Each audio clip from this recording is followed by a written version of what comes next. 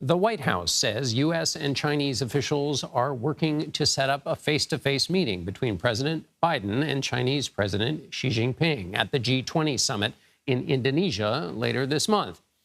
The two world leaders spoke on the phone in July, the White House said. Both of them discussed, quote, the value of meeting face-to-face. But since then, tensions have further escalated between Washington and Beijing over Taiwan, among other things, as well as President Biden's decision to impose sweeping chip sanctions on China. Just last week, Defense Secretary Lloyd Austin unveiled the Biden administration's new defense strategy, in which he identified China as the greatest danger to U.S. security.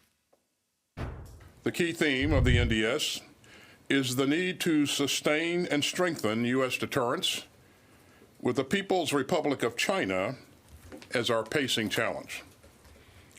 As the President's national security strategy notes, the PRC is the only competitor out there with both the intent to reshape the international order and increasingly the power to do so. For more, I want to bring in Raymond Kuo. He's a political scientist at the RAND Corporation and an expert in international security. So, Raymond, we've got these preparations for a possible meeting, but then, as we just described, the National Defense Strategy issued this report that says China is the top threat. So how do talks take place in that context? Probably very carefully, but how do they take place? Well, thank you so much for having me, John. And yes, I agree. It's going to have to be done very carefully.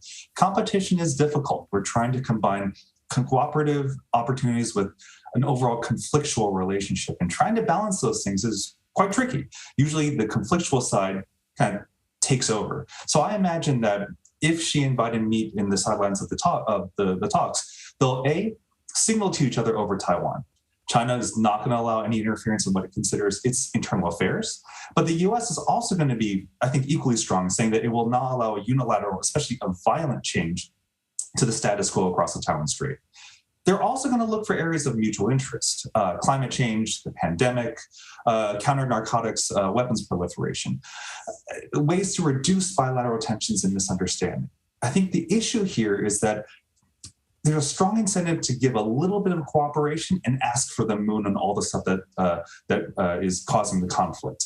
It's going to require really careful diplomacy, and frankly, I don't expect much to come out of the talks themselves, other than maybe getting a better sense of where Xi Jinping and Biden stand domestically.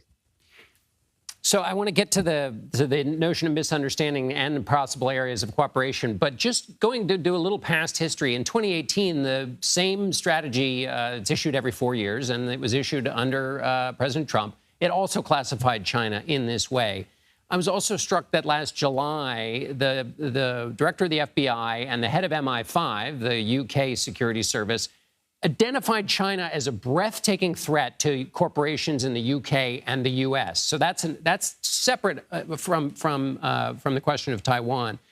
Has the situation gotten worse since 2018, when China already topped the top threat list, and now when it's at the top of that list? Yes, to some extent. The trend lines were not good at 2018. They're still continuing the same direction.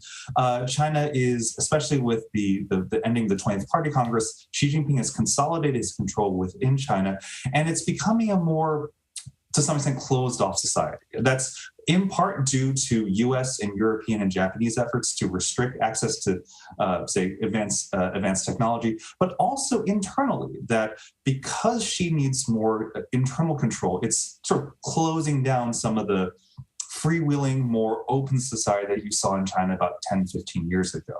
And as a result of that, we can expect a more volatile foreign policy going forward, as you kind of yoke foreign policy issues to your domestic agenda. And as a result, I think you can say that China has gotten more threatening over time. When the U.S. and Russia used to have their summit meetings in the 20th century, even if nothing was accomplished, it was keeping lines of communications open, which you mentioned when you said they want to make sure there's not a misunderstanding. That was certainly the case with the Cold War. So what are some of these areas where they could keep lines of communication open on? You mentioned climate change. North Korea might be another area where they might have a common conversation. What are some of these areas where they could work in common at least to keep those lines of communications open?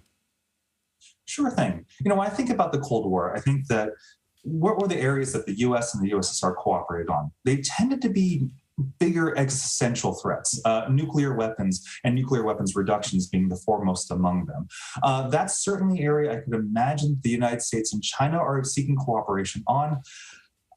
North Korea, I think you're absolutely right, would also be up there as well. The other issues like climate change, the pandemic, I don't know if I find these to be sufficiently existential for either party that they're going to want to keep lines of communication necessarily on this. Maybe the pandemic, but I would see more communication happening on the use of conventional forces in and around China's borders. The nuclear proliferation, especially China's ongoing nuclear modernization and buildup, finding ways to get some information across to each other and put some constraints or controls on those strategic questions. All right, Raymond Kuo, thank you so much for being with us. Thank you so much for having me.